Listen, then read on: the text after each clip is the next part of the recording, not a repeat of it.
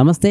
ఏదైతే తెలంగాణ మాజీ digital director Konatham Dilip arrest మరోసారి చర్చనీయాంశమైంది. ఎందుకంటే ఇంతకుముందే ఒకసారి ప్రభుత్వం తరపున ఏదైతే ఇట్లా సోషల్ మీడియాలో పోస్టులు పెడుతున్నారని చెప్పేసి అక్రమ అరెస్టు చేశారని చెప్పేసి కూడా బీఆర్ఎస్ నాయకులు తెలియజేయడం జరిగింది. అయితే ఇప్పుడు మళ్ళీ ఇంకో రెండోసారి కూడా సిసిఎస్ పోలీస్ స్టేషన్కి పిలిపించి మరీ అరెస్ట్ చేయడం, దాని మీద ఒకసారి మనతో మాట్లాడడానికి ఆయనకు సంబంధించిన బీఆర్ఎస్ లీగల్ టీం మనతో ఉన్నారు. ఒకసారి సార్ చెప్పండి, ఈ అరెస్ట్ని ఏ విధంగా అర్థం చేసుకోవాలి? సిసిఎస్కి పిలిపించి ప్లాన్ ప్రకారం అరెస్ట్ చేస్తారా, లేకపోతే అసలు ఏ విధంగా అర్థం చేస్తారు? కొంతం దిలీప్ గారు ఇంతకుముందు హైకోర్టులో రిట్ పిటిషన్ వేయడం జరిగింది. లుకౌట్ నోటీస్ ఉంది. 3 కేసులు ఈరోజు అరెస్ట్ చేసిన కేసులు, మిగతా 2 కేసులు కూడా చూపించి రిట్ పిటిషన్ వేసినప్పుడు హైకోర్టు వారిని ఇండియాకి తిరిగి వచ్చాక 1 వీక్ తర్వాత 1 వీక్ లోపల పోలీస్ వాళ్ళ ముందు హాజరు కావడం చేయాలని చెప్పి ఆర్డర్ ఇవ్వడం జరిగింది. దానికి సంబంధించింది గత 2-3 రోజులుగా వారు వచ్చాక, ఇండియాకి వచ్చాక వారు పోలీసు వాళ్ళని అప్రోచ్ అయ్యి నేను మీ ముందు హాజరవుతాను హైకోర్టు ఆర్డర్ ప్రకారంగానే సంప్రదించడం జరిగింది. కానీ పోలీసు వాళ్ళు దాన్ని పోస్ట్పోన్ చేస్తూ ఉన్నా. ఈరోజు న్యాయవాది తెలంగాణ బీఆర్ఎస్ పార్టీకి సంబంధించిన న్యాయవాదుల బృందంతో కలిసి ఈరోజు పోలీస్ స్టేషన్కి వెళ్ళడం జరిగింది. పోలీస్ స్టేషన్కి వెళ్ళాక వారు ఆర్డర్ కాపీ చూపించాక కూర్చోండి అని చెప్పి అడ్వకేట్లకు చెప్పకుండా వారిని టాస్క్ ఫోర్స్ ఆఫీస్కు అదేవిధంగా హాస్పిటల్కి తీసుకెళ్లడం జరిగింది. వేరే కేసు ఏదైతే పెండింగ్ ఉందో దానికి సంబంధించి అంటే రిట్ పిటిషన్లో మెన్షన్ చేసిన కేసులో కూడా ఈరోజు అరెస్ట్ చేసి కోర్టు ముందు ప్రొడ్యూస్ చేయడం జరిగింది. అయితే ఓవరాల్గా ఇందులో ఇందాక కొంతం దిలీప్ గారు చెప్పడం దాన్ని బట్టి చూసి ఆర్గనైజ్డ్ క్రైమ్ అనేది ఒక ఏదైతే కొత్తగా ఒక ఆరోపణ చేస్తున్నారని చెప్పేసి పోలీసులు దాంట్లో మెన్షన్ చేసినారు. అసలు ఏంటి ఆర్గనైజ్డ్ క్రైమ్ అంటే ఏంది? అసలు ఇంతకు ముందు ఉందా ఎప్పుడైనా? ఇది కొత్తగా ఆర్గనైజ్డ్ క్రైమ్ 111 ఏదైతే ఉన్నాయో కొన్ని నేరాలకు సంబంధించిన కఠినమైన శిక్షలు ఉండాలి. అదేవిధంగా ఇలాంటి సొసైటీలో ఆర్గనైజ్డ్ క్రైమ్కి చేయవద్దు అనే ఉద్దేశంతో ఒక సెక్షన్ తీసుకురావడం జరిగింది. కానీ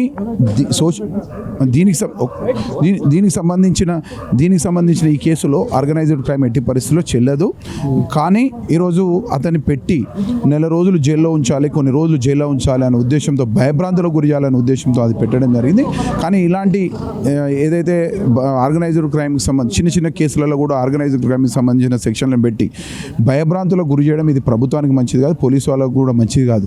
ఎందుకంటే సమాజంలో చిన్న కేసులలో దేనికి సంబంధించిన నేరాలు దానికే ఉన్నాయి.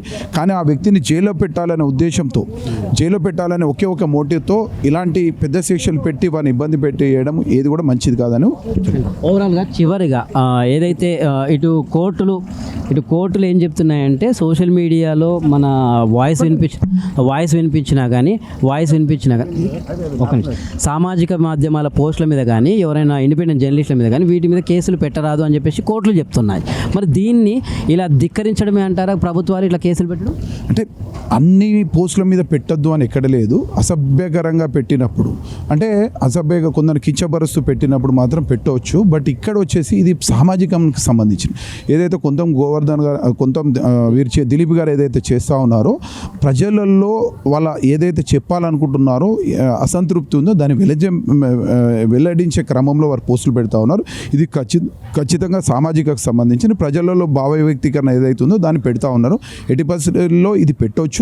ఇది క్రిమినల్ కేసెస్కు అట్రాక్ట్ కాదు. అదేవిధంగా ఎక్కడ కూడా ప్రొవోక్ చేయడం కానీ 2 వర్గాల మధ్య వైషమ్యాలకు సంబంధించిన పోస్టులు ఎక్కడ పెట్టలేదు. ప్రజలలో ఏది జరుగుతుందో అది పోస్టులు పెట్టినప్పుడు ఎట్టి పరిస్థితుల్లో నేరం కాదు. ఆర్గనైజ్డ్ క్రైమ్ ఎట్టి పరిస్థితుల్లో అట్రాక్ట్ కాదు. అండ్ ఇప్పుడు ఓవరాల్గా ఆయనను వదిలేయడం జరిగింది. అయితే ఇక్కడ మెజిస్ట్రేట్ మా ముందర ఇప్పుడు పోలీసులు తప్పని నిరూపించుకున్నారు. అవునండి, ఖచ్చితంగా ఈ కేసులో స్టే ఉంది కాబట్టి, ఆల్రెడీ హైకోర్టు స్టే ఇచ్చింది కాబట్టి ఎట్టి పరిస్థితులు దీన్ని అరెస్ట్ చేయడానికి లేదు. ఇంతకుముందే ఈ కేసుకు సంబంధించిన హైకోర్టులో నేరానికి సంబంధించిన ఇన్వెస్టిగేషన్ చేయొద్దు, స్టే పెండింగ్ ఉంది కాబట్టి దాన్ని ఎట్టి పరిస్థితుల్లో చేయొద్దు అని చెప్పారు. దాన్ని కన్సిడర్ చేసి ఈరోజు బెయిల్ ఇవ్వండి. Thank you.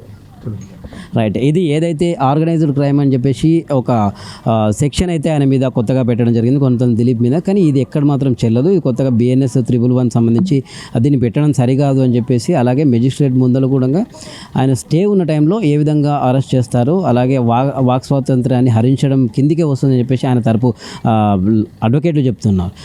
Video journalist గోవింద్తో Ramesh, Aadya TV, Hyderabad.